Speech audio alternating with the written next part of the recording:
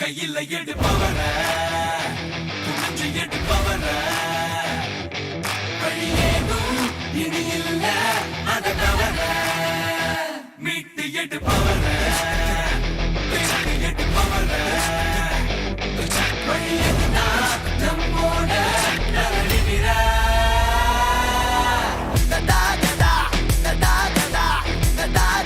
திருத்தம் கொண்டு வா அறத்தை ஏந்தி வா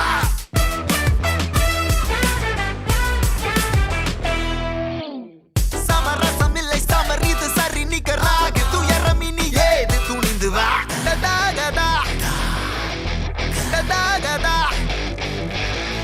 ஒளிரட்டும் இனி எளியவர் விழி முடிவோடு தொடங்க வழி ஏது முழங்கு வா. ஆக்சுவலி நீங்கள் எனக்கு என் உயிரையே திருப்பி தந்திருக்கீங்க சார். லாஸ்ட் மே மந்த் வந்து 23rd நினைக்கிறேன். அன்றைக்கி வந்து ட்ரைனிங் பண்ணிருக்கும் போது சடனாக நான் மயக்கம் போட்டு விழுந்துட்டேன். ஸோ அங்கே பக்கத்தில் இருக்க ஹாஸ்பிட்டலில் என்னை அட்மிட் பண்ணி கேட்டிருந்தாங்க. அப்போ வந்து எனக்கு பிரெயின் ஹெமரேஜ் அப்படி சொல்லி சொன்னாங்க. உடனே வந்து எஸ்டிடி ஆஃபீஸ்லேருந்து உங்களுக்கு இன்ஃபார்ம் பண்ணி என்னை அன்னைக்கே ஷிஃப்ட் பண்ணி அப்போலோவில் அட்மிட் பண்ணி அன்னைக்கே வந்து எனக்கு 4 lakhs வந்து என் அக்கௌண்ட்டில் வந்து கிரெடிட் பண்ணியிருந்தாங்க. நான் எந்த ஒரு தடையும் இல்லாமல் டேரெக்டாக போய் ஹாஸ்பிட்டலில் நான் போய் அட்மிட் ஆகியிருந்தேன். இப்போ நான் க்யூர் ஆகி இருக்கேன். ஸோ நீங்கள் வந்து எனக்கு உயிரையே திருப்பி தந்திருக்கீங்க. அது எல்லாத்தாலையும் தர முடியாது. ஸோ அதுக்கு ரொம்ப ரொம்ப பெரிய thank you sir. Tamil Nadu champion foundation create பண்ணி எங்களை மாதிரி கஷ்டப்படுற அத்லெட்ஸுக்கு அவங்களுக்குலாம் எப்படி நீங்கள் ஹெல்ப் பண்ணணும்னு ஒரு ஐடியா உங்களுக்கு எப்படி சார் வந்தது? இப்போ உடம்பு பரவாயில்லையா?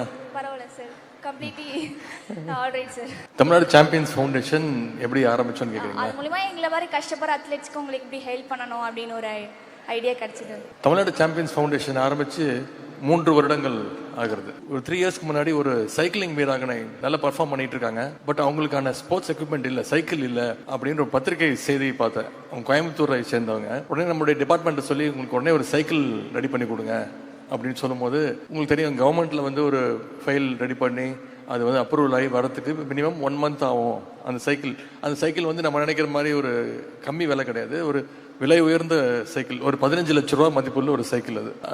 அதுக்காக அவங்க வந்து சொன்னாங்க 1 month ஆகும்னு. நான் சொன்னேன் 1 monthக்கு அப்புறம் அவங்களுக்கு கொடுத்து அவங்களுக்கு எந்த பயனும் கிடையாது. அவங்க ப்ராக்டிஸ் பண்ணணும், டோர்னமெண்ட்டுக்கு அவங்க சைக்கிள் எடுத்துகிட்டு போகணும், அவங்களுக்கு சொந்தமாக ஒரு சைக்கிள் நம்ம கொடுக்கணும்னு சொல்லும்போது இங்கே பள்ளிக்கல்வித்துறை அமைச்சர் அன்பில் மகேஷ் பொய்யாமொழி வந்திருக்கிறாங்க. அவங்க வந்து நம்ம ஸ்கூல் ஃபவுண்டேஷன் அப்படின்னு ஒரு இனிஷியேட்டிவ் ஆரம்பித்தாங்க. அது ஒரு பள்ளிக்கூடத்தில் படிச்சிருக்கக்கூடிய முன்னாள் மாணவர்கள் அவங்க கிட்டேருந்து CSR ஃபண்டு வாங்கி அந்த பள்ளிக்கூடத்துக்கு தேவையான கட்டுமான பணிகள், இன்ஃப்ராஸ்ட்ரக்சர் டெவலப் பண்ணுறதுக்காக தான் அந்த CSR ஃபண்டு கலெக்ட் பண்ணாங்க. அந்த மெத்தடை நம்மளும் பண்ணணும்னு சொல்லி முதலமைச்சர்கிட்ட போய் அனுமதி கேட்டோம். முதலமைச்சர் வந்து உடனடியாக பண்ணுங்கன்னு சொல்லி முதலமைச்சர் அவங்களுடைய சொந்த நிதியிலேருந்து 5 lakhs கொடுத்தாங்க.